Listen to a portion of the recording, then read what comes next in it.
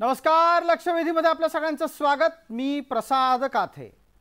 मनोज जरांगे हे मुंबईमध्ये आरक्षणाच्या मागणीच्यासाठी मोर्चा घेऊन येणार आहेत आणि त्या निमित्तानं प्रसंगी वेळ पडली तर मुंबई बंद करावी, अर्थात मुंबईची चालणारी गाडी थांबवावी, अशा प्रकारचं नियोजन त्यांनी सूचित स्वरूपात समोर आणलेलं आहे.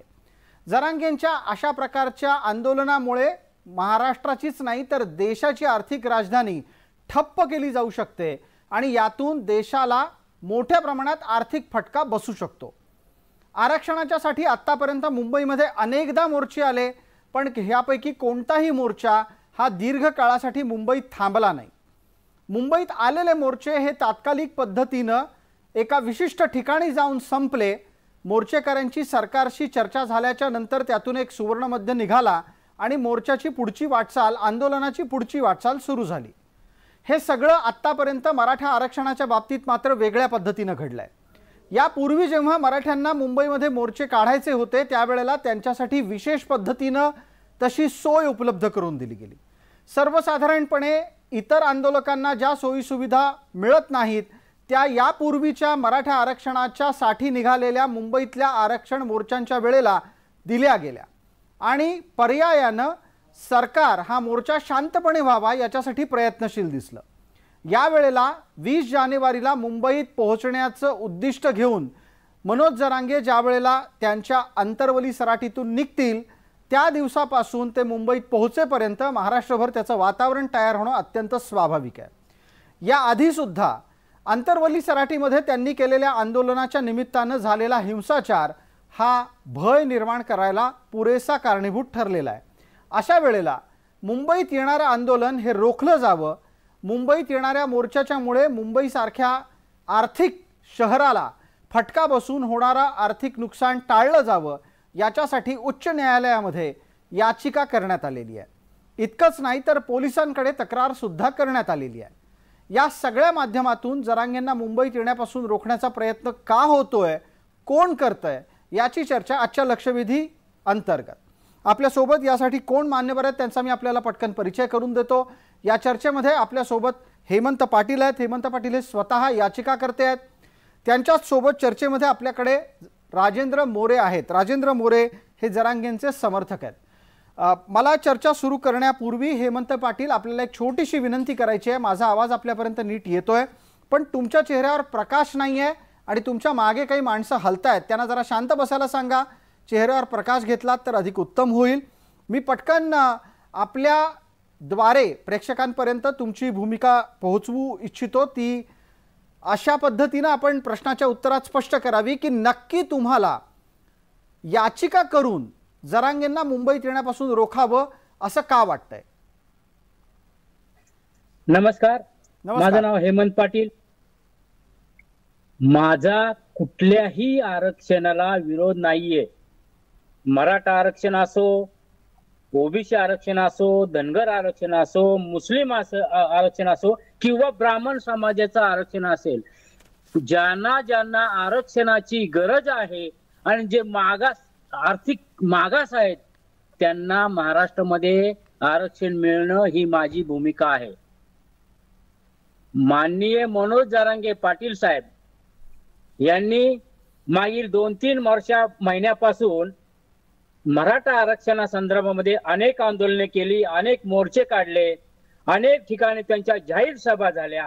त्यावेळेला कुणीही त्यांना विरोध केला नव्हता किंवा सरकारने त्यांना विरोध केला नव्हता किंवा सर्वसामान्यांनी सुद्धा त्यांना विरोध केला नव्हता. आज मीच का विरोध करतोय? त्याचं कारण की मुंबईमध्ये जर एखादी जाहीर सभा असेल, शिवसेनेची सभा असेल, भाजपची सभा असेल किंवा काँग्रेसची सभा असेल, त्यावेळेला जर 1 लाख लोक जर मुंबईमध्ये आले तर आम्ही जर पनवेलला असेल तर त्या सभेच्या वेळेला आम्हाला पोहोचायला विटीला 5 तास लागतात. आणि जर मनोज जरांगे पाटील साहेब ते जर 20 जानेवारी पासून आझाद मैदान या ठिकाणी आणि त्यातच ओबीसी नेते त्यांनी सुद्धा आंदोलनाची घोषणा केली, ते असे एकूण 3 ते 3.5 कोटी लोक हे मुंबईत कसे येणार? त्यांना कशी वाट सांगा तुम्ही. आता ट्रॅफिक जाम, आताच ट्रॅफिक जाम होते मुंबईमध्ये आणि जर हे लोक येणार कशी? आणि त्यामध्ये आपला OBC थोडक्यात हेमंत पाटील आपला मुद्दा हा या स्थितीमध्ये केवळ आणि केवळ वाहतूक कोंडीचा आहे का मुंबईला या आंदोलनांच्या मुळे बसणाऱ्या आर्थिक फटक्याचा सुद्धा आहे? यामध्ये अनेक समस्या मोर्चेच्या वेळी होणार आहेत.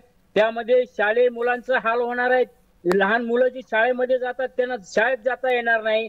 त्यामध्ये जे आपले शासकीय कर्मचारी असतील, खाजगी प्रायव्हेट कंपन्या असतील, अशा अनेक विटीला त्या ठिकाणी तिथं कंपन्या मोठमोठ्या आहेत. त्या ठिकाणी लोंढेचे लोंढे त्या ठिकाणी जात असतात. त्यांना सुद्धा त्या ठिकाणी जाता येणार नाही.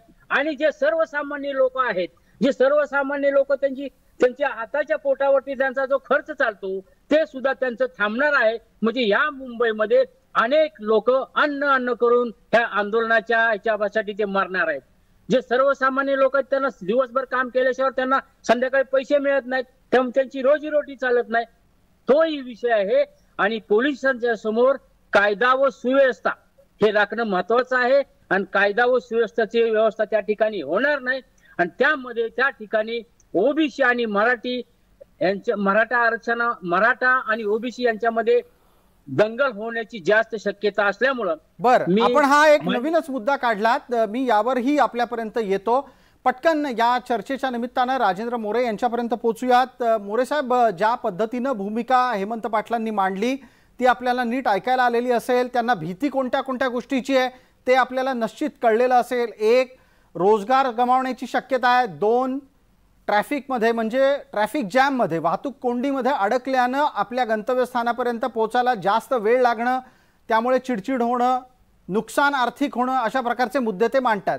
त्यांना एक भीती सुद्धा वाटतेय जी त्यांनी आत्ताच्या चर्चेत अत्यंत शेवटच्या टप्प्यात पटकन शेवटच्याच वाक्यामध्ये मांडली की अशा प्रकारचे मोर्चे जे एका बाजूला जरांगेंचा मोर्चा आहे, दुसऱ्या बाजूला ओबीसींचा मोर्चा आहे, हा एकाच वेळेला जर समजा मुंबईत पोहोचला तर दोन समाजामध्ये संघर्ष होण्याची शक्यता आहे. मोरेजी, तुमचा नक्की प्लॅन काय आहे मुंबईत येण्याचा? आणि तुमच्या येण्याच्या विरोधातली याचिका दाखल झाली आहे, त्याला उत्तर तर तुम्ही देणार आहात का नाही? प्रसाद सर, आपण जर बघितलं तर एक गोष्ट मला प्रामुख्याने दिसून येते ती म्हणजे अशी की आपण संसदीय लोकशाही पद्धत स्वीकारलेली आहे आणि या लोकशाही पद्धतीमध्ये प्रत्येक नागरिकाला आपल्या मागण्या मांडण्याचा हक्क आहे. आपण जर बघितलं तर संसदेवरती अनेक प्रकारचे आंदोलनं झालेली आहेत. आता आपण कृषक आंदोलनाचं जे बिल झालं होतं तयार, त्याच्या विरोधामध्ये आपण आंदोलन बघितलं. नागपूरच्या हिवाळी अधिवेशन जिथं होतंय तिथं आपण आंदोलन होतं. विविध ठिकाणी जे राज्याचे घटक राज्यांचे जे राजधानीचे शहर आहेत त्या ठिकाणी आंदोलन केले जातात. आणि जे आता हेमंत पाटील म्हणतात दंगली होण्याची शक्यता आहे किंवा ओबीसी त्यांना विरोध करू लागलेला आहे. खरं तर ओबीसीना हा विरोध करण्याचा अधिकारच नाहीये, हे बेकायदेशीर आहे. एखादी मागणी एखादा समाज मागतोय आणि त्याच्या विरोधात पहिल्यांदा असं बघतो आपण एखादा दुसरा समाज उभा राहतोय. खरं तर ही म्हणजे भांडण आणि कुरापती करण्याचा हा प्रकार आहे किंवा मराठा समाजाला डिसवण्याचा प्रकार आहे. आणि राहिला प्रश्न मनोज दादा पाटील आपले त्यांनी भूमिका जाहीर केलेली आहे. आमचं हे आंदोलन अत्यंत शांततामय मार्गाने होणार आहे, संविधानिक मार्गाने होणार आहे, घटनात्मक मार्गाने होणार आहे. त्यामध्ये कोणत्याही प्रकारच्या हिंसेला थारा असणार नाही. पण जाणीवपूर्वक या आंदोलनाला बदनाम करायचं असेल, जाणीवपूर्वक आंदोलनामध्ये षड्यंत्र निर्माण करायचं असेल, जाणीवपूर्वक भांडण निर्माण करायचं असेल तर हा कोणाचा डाव असू शकतो? हा कोणाचा डाव आहे हे मनोज आपल्या पाटील साहेबांनी आपल्याला क्लिअर केलं पाहिजे की अशा प्रकारची राजधानीच्या ठिकाणी आंदोलने करायची नाही तर कोणाच्या ठिकाणी आहेत? संविधानिक मार्गाने आम्ही त्यांच्याकडे मागण्या मांडलेल्या आहेत आणि त्या मागण्या त्या मान्य करायला तयार नसेल, तोडजोड करण्याला तयार नसेल आणि जनतेचा हा आक्रोश लक्षात घ्यायला तयार नसेल तर मग जायचं कुणाकडे? तुम्ही जर सरकारने सामोरं गेलं पाहिजे. जर तुम्हाला मुंबईची जर भीती वाटत असेल हेमंत पाटील साहेबांना तर सरकारला सामोरं जाण्याचं सांगितलं पाहिजे किंवा त्यांनी न्यायालयामध्ये जी याचिका दाखल केलेली आहे, खरं तर न्यायालयीन सक्रियता ही न्यायमूर्ती भगवती साहेबांनी 80च्या दशकात रुजवलेली आहे. जनतेचे प्रश्न सरकार जर सोडत नसेल, केंद्राचं सरकार असेल किंवा राज्याचं सरकार असेल तर न्यायालय स्वतः सक्रिय होऊन ते प्रश्न सोडवण्यासाठी पुढे येत असतात. मग न्यायालयाने राज्य सरकारला फटकारला पाहिजे. भूमिका असताना आपण हे संघर्षाचे मुद्दे का उपस्थित करू लागलेले आहेत? बरं, तर न्यायालयाने राजेंद्र देखील, मोरे, माननीय न्यायालयाला देखील जी सरकारला आदेश दिला पाहिजे. राजेंद्र मोरे, याच मुद्द्यावर हेमंत पाटलांना सुद्धा बोलायचं आहे. मी त्यांना बोलण्याची एक संधी देतो, पण आपण मांडलेल्या मुद्द्याच्या अनुषंगाने एक अजून उपप्रश्न आहे. हेमंत पाटील, मी आपल्यापर्यंत पोहोचतो. मी तुम्हालाही सलग 2-3 प्रश्न विचारले होते. राजेंद्र मोरेंनाही काही प्रश्न आहेत, त्याचाही खुलासा घेऊ आणि मग आपण एकमेकांच्या समोर वाद आणि प्रतिवादाच्या निमित्तानं यालच. मला पटकन राजेंद्र मोरेंना विचारायचं आहे. राजेंद्र मोरे, तुमच्या संपूर्ण उत्तरातून मला कुठेही या गोष्टीचा खुलासा झाला नाही की तुम्ही नक्की मुंबईच्या वेशीपासून मुंबईच्या आत आल्यानंतर कुठे काय करणार आहात. आता ही जी भूमिका आहे, आता दादा हे सगळं पाहणी चालू आहे. 10 तारखेपर्यंत आपले आदरणीय मनोज दादा पाटील ही भूमिका नेमकं नियोजन कशा पद्धतीनं राहणार आहे, कुठे थांबणार आहोत गावाच्या बाहेर, कारण एवढ्या लोकांची व्यवस्था करणं, जवळपास 3 कोटी लोक या ही जनता सामावलेल्या आहे, विशेषतः महिला, तरुण यांचा प्रतिसाद आहे आणि त्यांच्या पाठीमागे जनमताचा रेटा आहे आणि सर्व महाराष्ट्रातले मराठा समाज हा एकवटणार आहे, इतर समाज देखील पाठिंबा देणार आहेत. मग या दृष्टिकोनातून 10 तारखेपर्यंत मनोज दादा हे सगळं नियोजन करून आपल्याला प्रसिद्धी माध्यमाला ही माहिती देणार आहेत. म्हणून सरकारनं वेळीच जागं झालं पाहिजे आणि तातडीने पावलं या संदर्भात उचलले पाहिजेत आणि होणारा परिणाम हा टाळला पाहिजे असं मला वाटतं. आपल्याला असं वाटतंय की सरकारने या परिस्थितीमध्ये लक्ष घालावं. हेमंत पाटील, आपल्यासाठी पुढचा प्रश्न. ज्या पद्धतीनं तुम्ही चिंता व्यक्त करत आहात ती चिंता लक्षात घेता तुमच्याकडे असे काय इनपुट, म्हणजे माहिती आहे की ज्याद्वारे विद्यमान स्थितीत मनोज जरांगेंचं आंदोलन मुंबईत आलं तर मुंबईची कायदा सुव्यवस्था बिघडेल, इथे 2 समाजामध्ये तेढ पसरेल, त्या दोन्ही समाजामध्ये संघर्ष संभवतो, ही सगळी माहिती हेमंत पाटलांनी कशाच्या भरोशावर काढली? अहो साहेब, आता आपण पाहतोय मुळात आझाद मैदानावरती जर आंदोलन करायचं असेल तर सुप्रीम कोर्टाच्या, आपल्या हायकोर्ट मुंबई ह्या कोर्टाने आदेश दिलेली कॉपी आहे आपल्याकडं आणि त्या आदेशात म्हणलेलं आहे जर आझाद मैदानावरती सायलेंट झोन आहे, त्या विभागामध्ये अनेक VIP ऑफिस आहेत, हायकोर्ट आहे, मंत्रालय आहे, असे अनेक त्या ठिकाणी ऑफिस असल्यामुळे तो सायलेंट झोन आहे. सायलेंट झोन म्हणजे काय, त्यामध्ये काय करावं लागतं, कशा पद्धतीने आंदोलन करावं लागतं, त्याची नियमावली पोलिसांनी तयार केलेली आहे. त्या ठिकाणी असं त्या सायलेंट झोनच्या नियमामध्ये असं म्हटलेलं आहे की कुणालाही आंदोलन जर करायचं असेल ते आझाद मैदानामध्ये यावं, त्या ठिकाणी सकाळी 11ला यावं आणि परत आंदोलन झालं की 5 वाजता परत आपल्या घरी जावं, असा नियम आहे. आता असा नियम असताना माननीय मनोज जरांगे पाटील हे त्या ठिकाणी कंटिन्यू 10 दिवस 15 दिवस जोपर्यंत मराठा समाजाला आरक्षण मिळणार नाही तोपर्यंत ते थांबणार आहेत. म्हणजे हे घटनाबाह्य आहे, म्हणजे कायद्याला धरून हे आंदोलन नाहीये. आणि त्यातच ओबीसी, आता इकडं आपण पाहतोय की परवा मराठा आरक्षणा संदर्भामध्ये तिकडं संभाजीनगरला, बीडला तिकडं घराची जाळपोळ केली मराठा समाजाच्या कार्यकर्त्यांनी. अनेक लोकांना सांगितलंय की तुम्ही गावात, तुम्हाला आम्ही नेत्यांना येऊन देणार नाही. इकडं ओबीसी सुद्धा पेटलेला आहे. इकडं ओबीसीचे नेते छगन भुजबळ, प्रकाश अण्णा शेंडगे असे अनेक संघटनेचे ओबीसीचे जे नेते आहेत त्यांचे जाहीर सभा चाललेत. इकडे मराठा समाजाचे मनोज जरांगे पाटलांच्या इकडे जाहीर सभा चाललेत. एकमेकाला चिथावणीखोर भडंग भाषण आणि त्या ठिकाणी दादागिरीची भाषा दोन्ही समाजाकडून होत आहे. त्यामुळे जर हे एकत्र आले तर यांच्यामध्ये मुंबईमध्ये ओबीसी आणि मराठ्यामध्ये भांडणं झाल्याशिवाय राहणार नाहीत.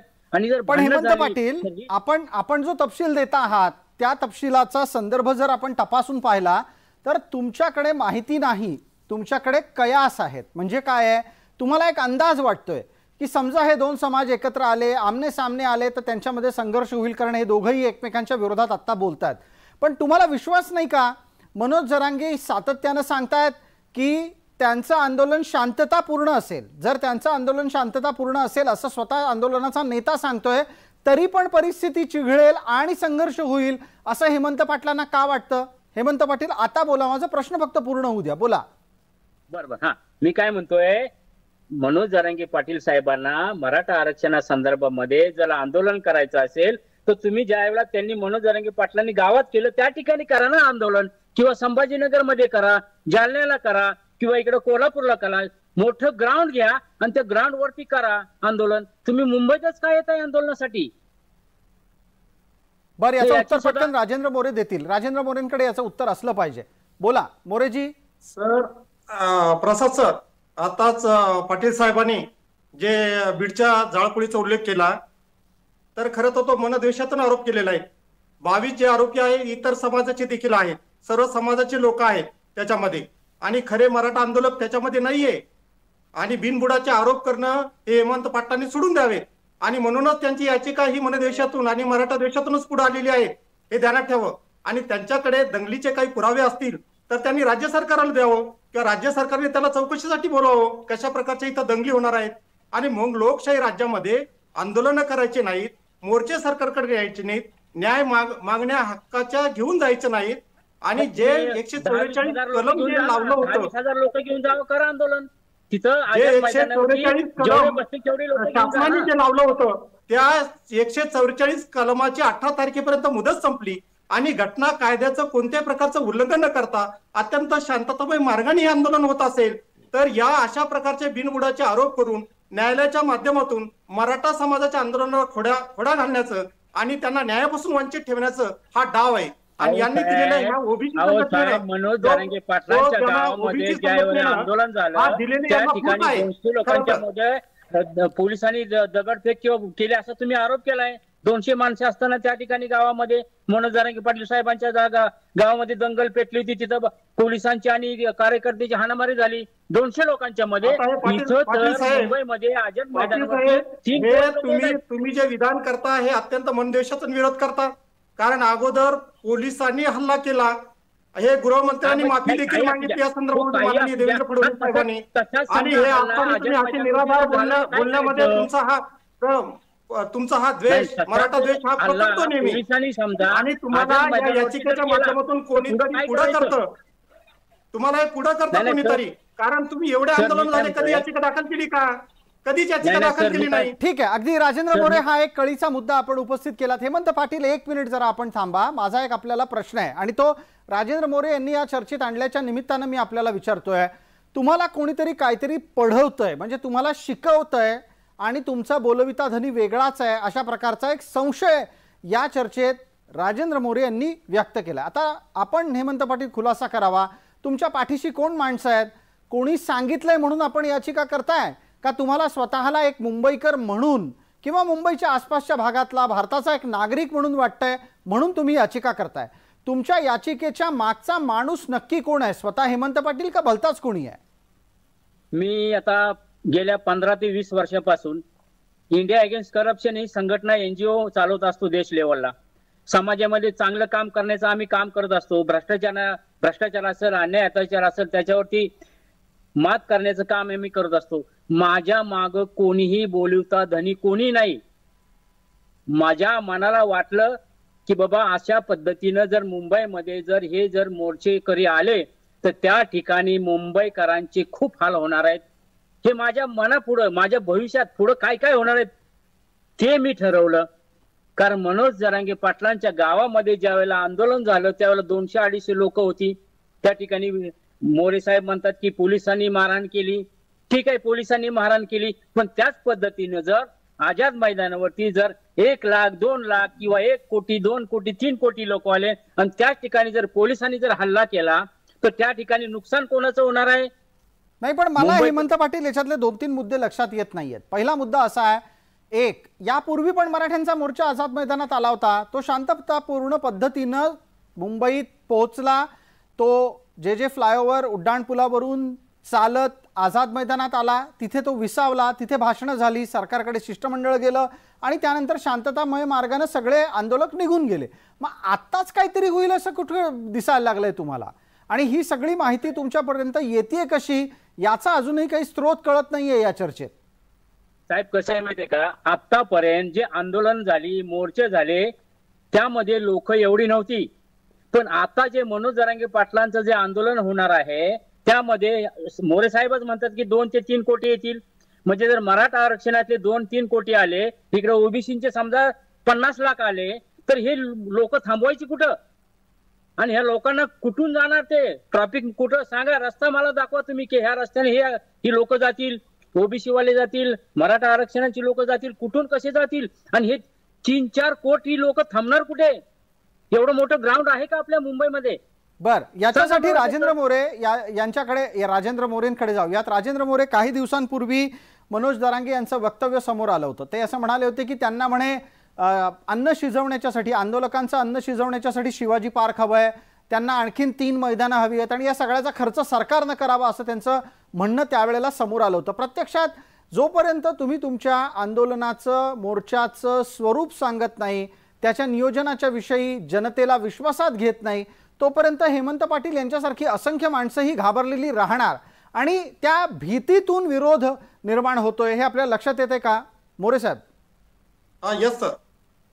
कसा सर, आतापर्यंत मराठा समाजाने 58 मोर्चे काढलेत, कुठं काढीचीही कोणाला तक्रार नाहीयेत आणि आतापर्यंत 35 उपोषण आंदोलन, याच्या अगोदर मुंबईला मनोजदादा पाटीलनं, आदरणीय मनोजदादा पाटीलना मोर्चा नेलेला आहे. असं नाही, वंचिताचे, दलित घटकांचे अनेक आंदोलन, मोठमोठे आंदोलन मुंबईला झालेले आहे. आता राजधानीच्या ठिकाणी आपण आंदोलन नाही करायचं तर कुठं करायचं? सरकारला याची तीव्रता माहित नाही का? सरकारला परिणामाची जाणीव नाहीत का? सरकारला पूर्ण परिणामाची जाणीव आहे. साहेबांनी, आपल्या हेमंत पाटील साहेबांनी सरकार पुढे जायचं, डिस्कशन करायची की असा परिणाम होऊ शकतो. एक सजग नागरिक आहेत, या सजग नागरिक या नात्यानं आपण सरकार पुढे मत मांडलं पाहिजे. पण न्यायालयाच्या माध्यमातून सरकार जी गोष्ट सहानुभूतीने हाताळते ती न्यायालयाच्या माध्यमातून जनतेच्या मराठा जी न्यायचित मागणीला रोखण्याचं काम हे आपण करायचं आणि आंदोलनाला पुन्हा थिंगी पाडायची, हे धंदे आता होऊ नये. कारण हेमंत पाटलांच्यासाठी तुम्ही एक महत्वाचा मुद्दा उपस्थित केला, चर्चेतलं एक नवं वळण आहे, त्या निमित्तानं त्यांचं उत्तर आपण घेऊयात. राजेंद्र मोरेंनी, हेमंत पाटील आपल्यासाठी मुद्दा असा उपस्थित केला आहे की तुम्हाला जर एवढीच चिंता आहे मुंबईची, तुम्हाला जर मुंबईच्या ट्रॅफिकची, कायदा सुव्यवस्थेची इतकीच चिंता आहे तर तुम्ही सरकारला जाऊन का नाही सांगत की आंदोलकांचे प्रश्न सोडवा, प्रश्न सोडवले तर मोर्चा येणारच नाही. हा राजेंद्र मोरेंचा मुद्दा आहे, चर्चेतला महत्वाचा मुद्दा आहे, त्याच्यावर तुमचं उत्तर हवंय. तुम्ही सरकारकडे जायच्या ऐवजी न्यायालयात का गेलात, हा मुद्दा आता आंदोलक उपस्थित करतायत. हो साहेब, आतापर्यंत मनोज जरांगे साहेब पाटलांचं जे आंदोलन झाली त्यावेळेला सरकार त्यांच्या घरी गेलं, त्यांच्या मागण्या काही समजून घेतल्या आणि त्यानंतर त्या ठिकाणी आदेश काढले, त्या दिशेने कमिटी नेमली, शिंदे कमिटी नेमली, अनेक कमिटी नेमली आणि राज्य सरकारने सर्व कलेक्टरना सांगितलं की कुणबींच्या नोंदी शोधण्यासाठी सगळ्या ठिकाणी, प्रत्येक जिल्ह्यामध्ये तहसीलदार कार्यालय असेल किंवा पंचायत समिती असेल, जिल्हा परिषद असेल किंवा गाव पातळीवर तलाठी कार्यालय, ग्रामसेवक कार्यालय, या ठिकाणी कुणबींच्या नोंदणी शोधण्याचं काम चालू केलेलं आहे. सरकारने आणखी काय केलं पाहिजे? काय काय लोकांना कुणबीचे दाखले मिळाले. सरकार सांगतंय की, सरकार म्हणतंय की बाबा तुमच्या कुठल्या मागण्या त्या आम्ही मान्य करतोय, आम्हाला अवधी द्या. कमिटी नेमले, कमिटीच्या माध्यमातून आता एखादी समजा मराठा आरक्षणा संदर्भामध्ये सुप्रीम कोर्टाने सांगितलंय की महाराष्ट्रातील मराठा समाजाला आरक्षण देता येत नाही कारण इथं या ठिकाणी आर्थिक मागासवर्गीय कमी आहेत, म्हणजे जास्त नाहीत. त्यामुळं सुप्रीम कोर्टानेच आदेश दिलेत. त्यामुळं कसं आहे की त्यामुळं सरकारला सुद्धा पेच निर्माण झाले की इकडे सुप्रीम कोर्टाने सांगितले तुम्हाला देता येत नाही, तरी सुद्धा सरकार तुमच्या घरी येत आहे, घरी येऊन तुमच्या त्या ठिकाणी आदेश तयार करतो आणि ते त्याची मागण्याचं पूर्तता करून तुमच्याकडे देत असतं. आणखी सरकारनं काय केलं पाहिजे? या मुद्द्याचं उत्तर घेऊ. राजेंद्र मोरे, एक सविस्तर उत्तर आपल्या समोर हेमंत पाटलांनी मांडलं. ते म्हणाले की सरकार त्यांच्या पद्धतीनं प्रयत्न करत आहे, आणखीन काय पाहिजे आपल्याला? त्यांनी महत्वाचा मुद्दा मांडला की सुप्रीम कोर्टाने ते नाकारलं, असा हा एक मुद्दा मांडला. पण त्यांना मी सांगू इच्छितो की रिट पिटिशन दाखल करून एक दरवाजा सुप्रीम कोर्टाने, तो एक दरवाजा 12-13% आरक्षणाचा उघडलेला आहे का? हे मनोजदादा पाटीलच्या आणि जनमताच्या रेटाचाच परिणाम आहेत आंदोलनाच्या, एक ध्यानात ठेवलं पाहिजे. आणि सुप्रीम कोर्टानं अगोदर जे अमान्य केलं तर त्याचं कारण असं होतं की पूर्ण अहवाल मांडला गेलेला नाही. 1194 पानाचा अहवाल होता, 500 परिशिष्ट होते, तो मांडला गेला नाही. 48च प्रमाण मराठा समाजाचं दाखवण्यात आलं, तर इंदिरा सहानीमध्ये 100% दाखवायला हवं होतं, ते दाखवण्यात आलं नाही. भाषांतर झालेलं नाही, चुकीच्या फॉर्म्युल्यावर अवलोकन करण्यात आलेलं आहे आणि त्याच्यामुळे एखादा समाज अप्रगट ठरवल्यानंतर सुप्रीम कोर्टाने देखील राजेंद्र मोरे, आपण स्वतः वकिलीचे अभ्यासक आहात, सरकारने आणखी तुमच्या समोर आणि तुमच्यासाठी काय केलं पाहिजे याचं उत्तर नाही सापडत. ते उत्तर देऊ शकाल का? आंदोलन टाळण्याच्यासाठी सरकारनं काय केलं पाहिजे? जर हा विषय जर पावलं उचलली असती तर मला असं वाटतं की मराठवाड्यातील जेवढे मराठा आहेत ते पूर्णतः कुणबी आहेत आणि त्याचे पुरावे जवळपास 35,000 एवढे पुरावे सापडलेले आहेत. आता कुणबीच पुरावे आहेत, मराठा सुद्धा सापडत नाहीयेत. आणि गॅजेट सांगतं 1881 ची जनगणना सांगते, संभाजीनगरचं गॅजेट सांगतं तुमचं 84चं, त्यानंतर हैदराबाद गॅजेट 1909चं सांगतं, 1901 ची जनगणना सांगते, न्यायालयाचे 1900 वर्धा न्यायालयाचा खटला 1923चा खटला सांगतो. हे सगळे पुरावे असताना शासनाने मराठवाड्यासाठी पहिलं पाऊल तरी उचलायला हवं होतं. सर्वांना सरसगट ओबीसी मध्ये टाकून पुढचा टप्पा शासनाने आश्वासित करायला हवा होता. जेव्हा क्युरेटिव्ह पिटिशनचा काय निर्णय लागतो त्यावेळेला सरसगट निर्णय कशा पद्धतीने घ्यायचा या दुसरा टप्पा सरकारने घ्यायला हवा होता. एक मुद्दा पटकन लक्षात आला, याच्यातून हेमंत पाटलांपर्यंत पटकन पोहोचूया. चर्चेच्या शेवटच्या टप्प्यात आपण आहोत. पाटील साहेब, आपल्यालाही आणि मोरे यांनाही मर्यादित वेळ आहे. समजा उद्या न्यायालयात आपली सुनावणी आली आणि न्यायालयानं समोर पर्याय ठेवला की येणारा मोर्चा हा मुंबईच्या आत येण्याऐवजी मुंबईच्या बाहेरच्या एका भव्य मैदानावर रोखावा, त्यांना तिथे आंदोलन करू द्यावं आणि त्यांचं आंदोलन तिथे चालू राहू द्यावं, असा पर्याय दिला तर तो चालेल की आंदोलक मुंबईच्या 5ही रस्त्यांवर म्हणजे प्रवेशद्वारांवर येऊन बसले आणि मुंबईत येणारे सगळे मार्ग बंद केले तर काय? तुम्ही न्यायालयात त्यावेळेला काय भूमिका मांडाल?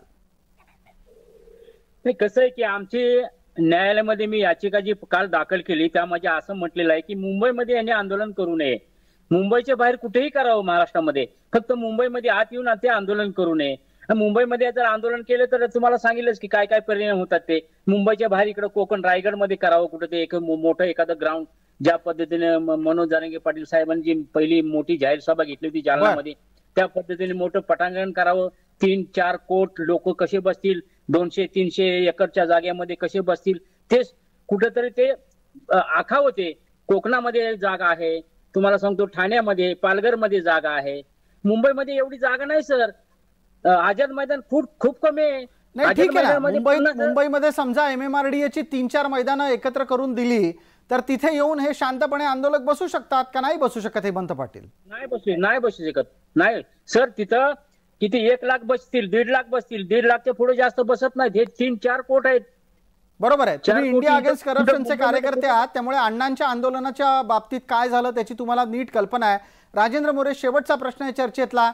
आंदोलनाच्या बाबतीत जर समजा राजेंद्र मोरेजी न्यायालयानं काही पर्याय सुचवले तर ऐकाल का मुंबईत येण्यासाठी आग्रही राहाल आणि मुंबईत घुसालच? प्रसाद सर, न्यायालय, घटना, कायदा या सर्वांचा आदर आमच्या आंदोलकांनी आतापर्यंत ठेवलेला आहे आणि ठेवत आलेले आहे आणि पुढेही ठेवणार आहे. तो मुद्दा नाहीये.